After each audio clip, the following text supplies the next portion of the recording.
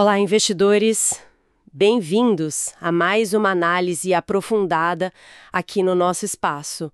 Hoje a gente pegou um material bem legal, vários vídeos recentes sobre o mercado financeiro, o desempenho de empresas brasileiras importantes, e a ideia, como sempre, é destilar o que há de mais relevante, né? Achar as informações-chave, talvez algumas surpresas e tentar conectar os pontos para entender melhor o cenário atual de investimentos.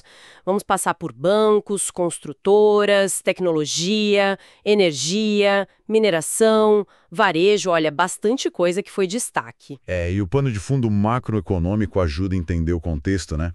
As fontes comentaram esse contraste. Lá fora, um comecinho de sinalização de queda de juros nos Estados Unidos, enquanto aqui no Brasil o Banco Central segurou a Selic em 15%. E, ao mesmo tempo, a gente viu o dólar recuando para níveis que não víamos há mais de um ano, e a Bolsa aqui batendo máximas históricas. Um cenário que, bom, exige atenção. Sem dúvida. Essa combinação de fatores cria um ambiente bem dinâmico. Então, bora mergulhar nos detalhes das empresas que apareceram nessas análises. Vamos lá. Começando pelo Banco Inter. Uma das fontes falou muito de uma mudança de fase deles, né? Antes de 2023, parecia que o foco era total em expandir cliente, mesmo que o lucro ficasse ali perto do zero. Aí, a partir de 2023, a conversa mudou. Crescimento com rentabilidade. E parece que estão entregando, né?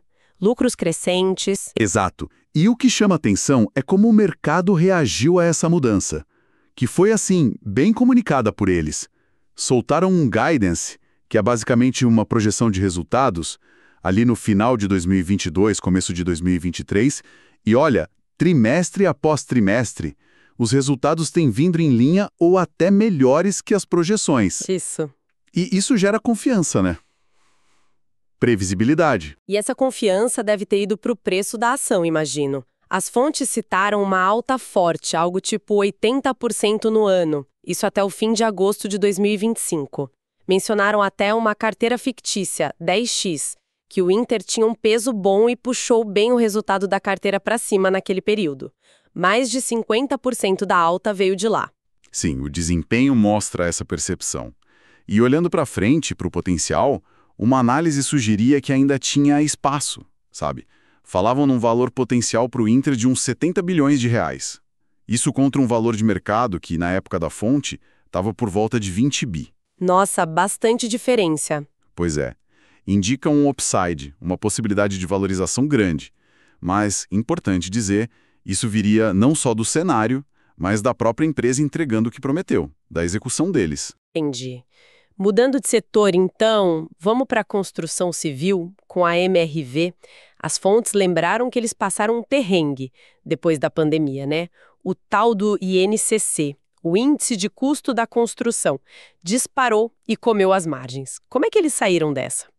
Olha, a MRV teve que fazer um trabalho interno forte. Reajustar preço, focar mais na margem de lucro. Mas um fator externo que ajudou muito foram as mudanças no programa Minha Casa Minha Vida, depois da troca de governo. Aumento de subsídio, taxa de juro mais baixa dentro do programa, o teto do valor do imóvel subiu. Tudo isso deixou a MRV vender mais e por preços melhores. A margem bruta das vendas novas, que é um sinal do que vem pela frente, já estava rodando perto de 35%. Isso é acima do histórico deles, que era uns 32%. E eles parecem confiantes também, né? Soltaram um guidance mirando 1,5 bilhões de lucro futuro só na operação aqui do Brasil. Mas e a operação lá nos Estados Unidos? As fontes tocaram nesse ponto? Sim, isso é importante. Tinha um plano para vender essa operação lá fora.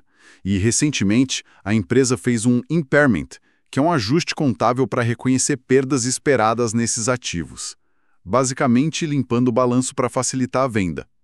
A visão de uma das fontes é que essa venda deve acontecer até o fim de 2026, e se rolar, a projeção é que a MRV, a empresa toda, possa chegar naquele lucro de 1,5 bilhões lá para 2027 e 2028. E com dívida controlada. Exato, com baixa alavancagem, mais saudável financeiramente. E em termos de valor, qual a estimativa? Usando uma lógica parecida com a do Inter, uma fonte estima o valor potencial para a MRV de 22,5 bilhões de reais, Isso comparado com o valor de mercado na época de só 4 bilhões. Uau! Pois é, o upside aqui, se tudo der certo, seria ainda maior que o do Inter. Bem expressivo. Interessante mesmo. Agora, uma que descreveram como fora do radar. BMOB, empresa de tecnologia. O que chamou a atenção nela? O ponto principal foi o potencial dela de pegar carona na onda da inteligência artificial, sabe? E de duas formas. Primeiro, usando IA dentro de casa para ser mais produtiva. Citaram até um exemplo de uma plataforma interna, a Grace, que usa IA para conversar e que teria acelerado processos que antes demoravam semanas. E segundo, aplicando IA nos produtos e serviços que ela vende para os clientes. E o perfil da empresa em si, o que destacaram? A combinação que chamou a atenção foi crescimento rápido, rentabilidade boa e ainda distribuindo dinheiro para os acionistas, com proventos. Chamaram de uma pimentinha interessante para diversificar a carteira, segundo uma das análises. Legal. Bom, vamos mudar um pouco o foco agora. Falar de empresas que as fontes olharam mais pela ótica da resiliência, sabe? Aquelas que costumam passar melhor pelas turbulências. O setor bancário geralmente entra aí. Temos o Banco do Brasil, um gigante, claro, mas uma das fontes, a AGF, aquela do Ações Garantem o Futuro, disse que ele perdeu o posto de maior pagador de dividendos recentemente. Por quê?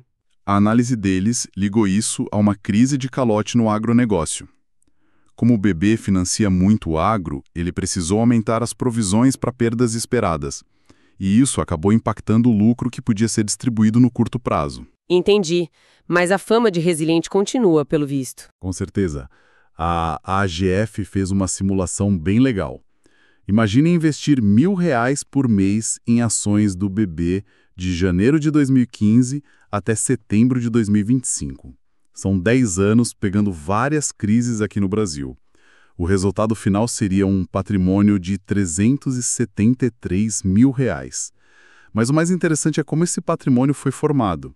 O custo de aquisição foi R$363 mil, só que R$148 mil foram dos aportes mensais. Certo, o dinheiro que saiu do bolso. Exato.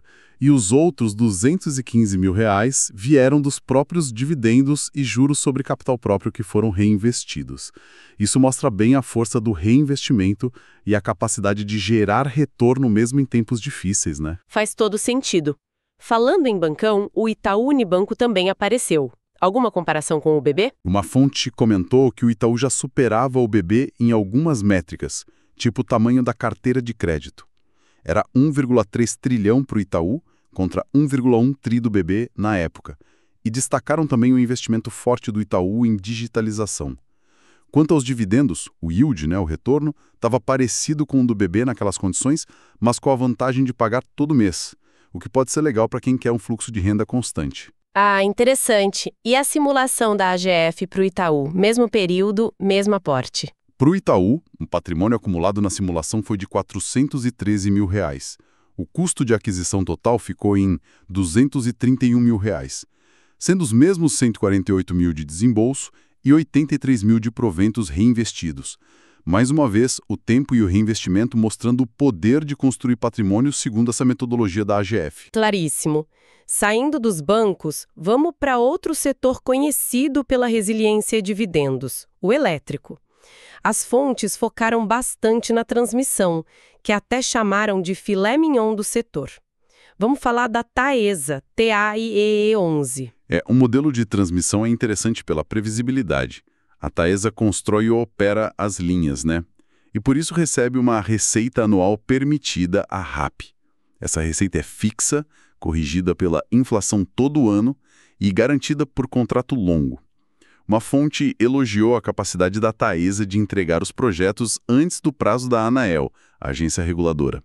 Isso ajuda a otimizar o retorno do investimento deles. Mas e a dívida? Sempre falam que essas empresas de transmissão estão endividadas. Sim, é verdade. E a CFO da Taesa, a Kátia Pereira, falou sobre isso numa entrevista que usaram como fonte. Ela explicou que a dívida atual é resultado direto dos investimentos para construir os novos projetos. Normal nesse ciclo. A expectativa é de desalavancagem, ou seja, a dívida diminuir, conforme a receita desses projetos novos, a RAP, comece a entrar no caixa. A RAP total da empresa, contando os projetos em construção, chegaria a 4,4 bilhões.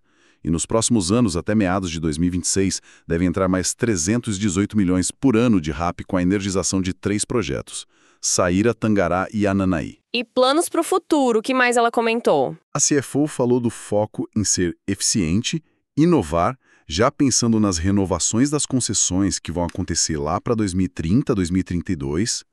Também disse que vão participar dos próximos leilões, como o de outubro de 2025, mas com disciplina, sem pagar caro demais. E sobre dividendos, ela confirmou que a política para 2025 continua, distribuir entre 90% e 100% do lucro regulatório. E como a Taesa foi na simulação da AGF? Foi muito bem. Com aquele mesmo aporte de R$1.000 por mês nos 10 anos, o patrimônio acumulado em Taesa seria R$515 mil. O custo de aquisição foi R$368 mil, sendo 148 mil dos aportes e 220 mil dos proventos reinvestidos. Foi o maior valor acumulado entre as simulações que a AGF mostrou. Olha só. Outra de transmissão que apareceu foi a ISA-CTEP, também conhecida como Transmissão Paulista, né? Exato. Mesmo setor da Taesa, o modelo é bem parecido, também está investindo bastante, ganhando concessões novas, tentando entregar antes do prazo, e por isso está com a dívida mais alta agora. Uma fonte destacou o potencial da ISA-CTEP ligado à necessidade de mais linhas para trazer a energia das fontes renováveis, principalmente do Nordeste, para os centros onde a gente consome mais. Faz sentido. E a simulação AGF para ela? Na simulação da AGF, a ISA-CTEP acumulou um patrimônio de R$333 mil. O custo de aquisição foi 260 mil, sendo 148 mil de aporte e 112 mil de proventos reinvestidos. Entendido. Vamos agora para a mineração com a Vale 3. As fontes pareceram bem positivas, né? Descreveram como bem administrada, produto de qualidade. Sim, o minério de ferro de Carajás é top mundialmente. E uma coisa legal da Vale, que as fontes destacaram, é a capacidade de blindagem. Eles misturam minério de qualidades diferentes para entregar exatamente o que a siderúrgica cliente precisa. Assim, conseguem preços melhores, os tais prêmios, ou vendem minérios de teor mais baixo com desconto. A China continua sendo o grande comprador, claro. E além do minério de ferro, que é o principal, a Vale está desenvolvendo também a produção de metais para a transição energética, tipo cobre e níquel. Teve alguma notícia recente e importante da Vale? Teve uma sim, bem relevante. Conseguiram a licença do IBAMA para o projeto Serra Sul 120. Isso deve adicionar 20 milhões de toneladas por ano na produção da Vale. E é um minério de altíssima qualidade, com custo baixo de produção lá do Sistema Norte. E dividendos? A política que mencionaram nas fontes aponta para um yield ali na faixa de 8% a 9% ao ano. Bem interessante. E na simulação da AGF, como foi? A Vale também foi forte na simulação. Patrimônio acumulado de R$502 mil, custo de aquisição de R$377 mil, sendo 148 mil de aportes e 243 mil de proventos reinvestidos. Uma das fontes até mostrou um gráfico da simulação onde dava para ver uma queda forte em 2019. Provavelmente reflexo dos acidentes passados, né? Mas depois recuperou bem. Entendi. Passando para a siderurgia, temos a Gerdau. Uma das fontes levantou um ponto estratégico interessante sobre ela, um dilema. Sim, um dilema criado por aquela tarifa de 50% que os Estados Unidos colocaram sobre o aço importado. Isso é bom para a operação que a Gerdau tem lá nos Estados Unidos, protege da concorrência de fora, mas por outro lado atrapalha a operação aqui no Brasil, porque o aço barato, principalmente o chinês, que não entra fácil nos Estados Unidos, acaba vindo para cá e para outros mercados, aumentando a concorrência aqui dentro. Complicado, né?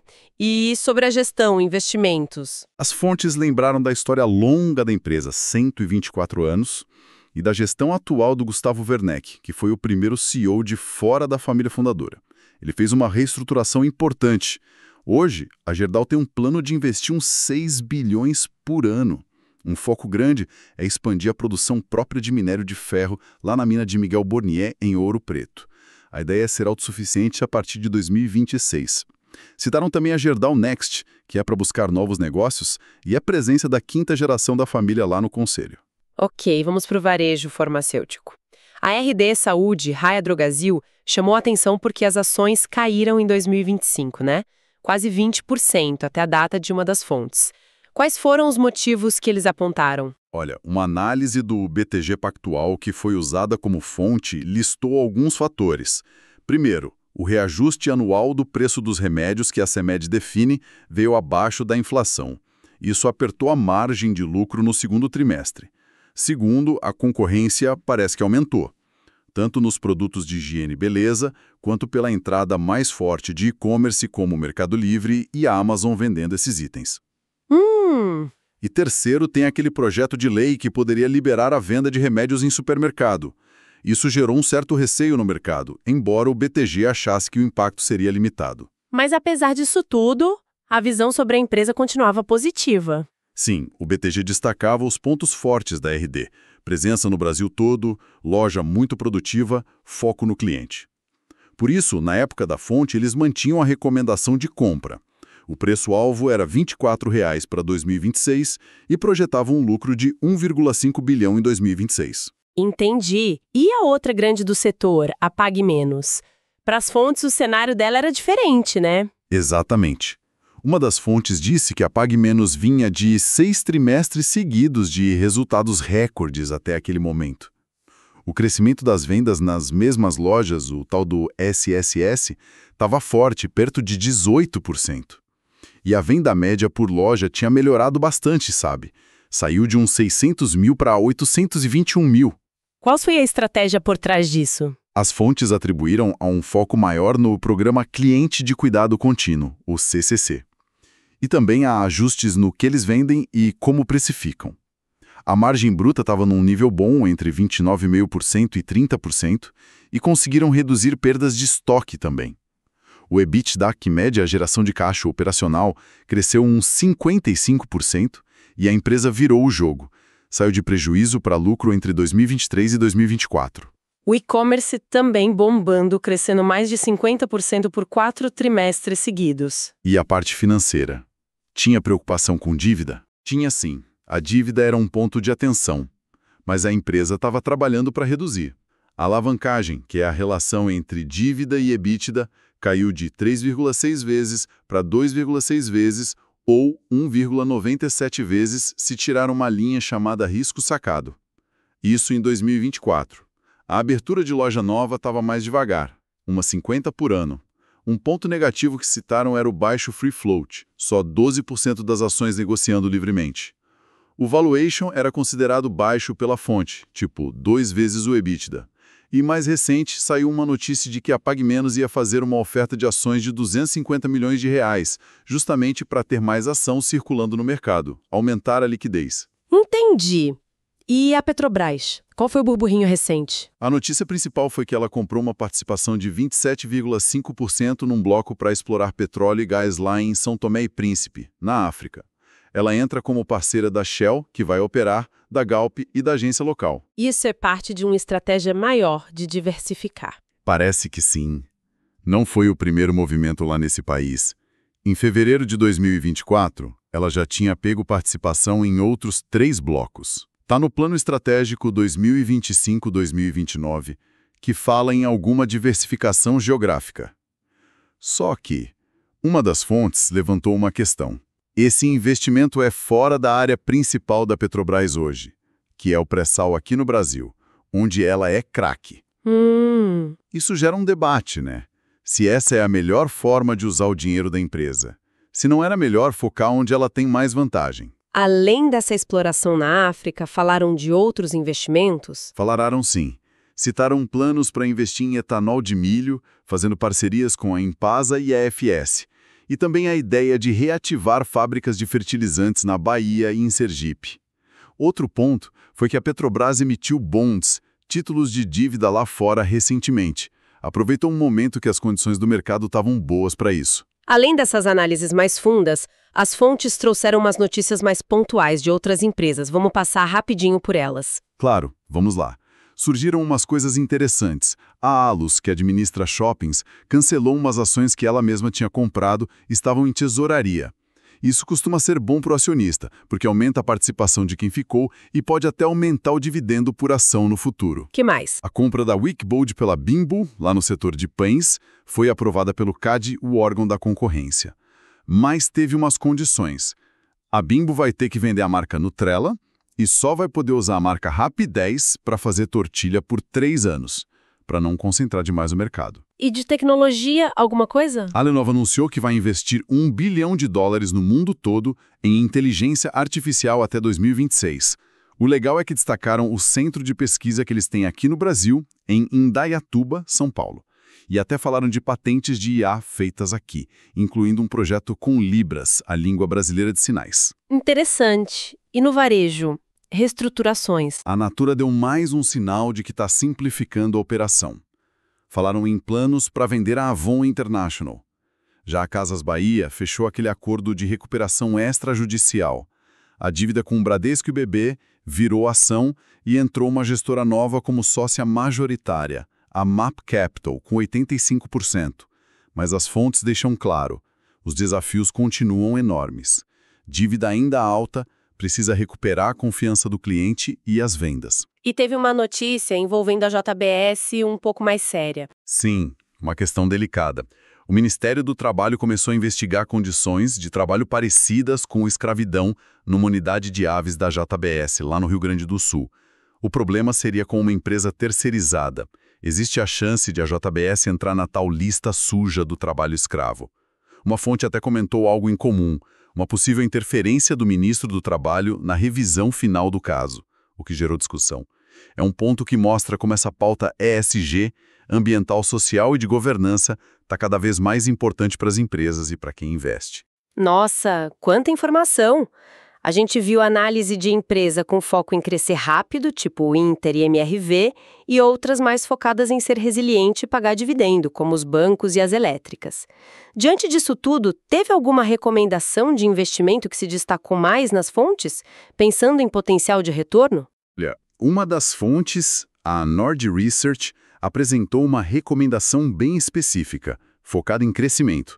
Eles sugeriram um trio Inter, com uma alocação de até 15% numa carteira imaginária, MRV, com até 10%, e BMOB, entre 5% e 10%. E por que essa escolha? Quais foram os critérios que essa fonte usou? Basicamente, 3 coisas. Primeiro, o potencial de valorização, o upside, que eles veem baseado na capacidade que essas empresas estão mostrando de entregar os resultados que prometem, o tal do guidance. Segundo, o mercado está começando a reconhecer que essas entregas estão acontecendo. E terceiro, os diferenciais de cada uma. No caso da BMOB, por exemplo, o potencial com inteligência artificial. É uma visão bem focada em crescimento, então. Mas como a gente viu, outras fontes tinham visões diferentes, né? Exatamente. A GEF, por exemplo, focou mais nas empresas resilientes pagadoras de dividendos para o longo prazo. Banco do Brasil, Itaú, Taesa, Isacetep, Vale. O BTG Pactual tinha aquela recomendação de compra para a RD Saúde, mesmo com os desafios recentes. Isso só mostra que não tem resposta única, né? A escolha ideal vai sempre depender do perfil de risco de cada um, dos objetivos, do tempo que a pessoa pretende investir. Recapitulando, então. Passamos por Inter, MRV, BMO, Banco do Brasil, Itaú, Taesa, Isacetep, Vale, Gerdau, RD Saúde, PagMenos, Petrobras, UFA. E ainda demos uma pincelada em notícias de Allos, Bimbovic, Lenovo, Natura, Casas Bahia e JBS. Um panorama bem completo do que as fontes trouxeram. Foi bastante coisa. E talvez uma provocação final para o pessoal que está ouvindo pensar. Com esse cenário aí de possível mudança nos juros, lá fora e aqui, como achar o equilíbrio certo, né? É melhor apostar mais no potencial de crescimento acelerado de algumas techs ou construtoras que podem ganhar com juro menor? Ou é melhor priorizar a resiliência, a geração de caixa mais previsível de setores como bancos e elétricas? Onde é que está o balanço ideal para navegar os próximos ciclos do mercado? Fica aí a reflexão. Excelente ponto para a gente pensar. Com isso, a gente encerra a nossa análise de hoje. Muito obrigada pela companhia de todo mundo. Até a próxima, investidores do futuro.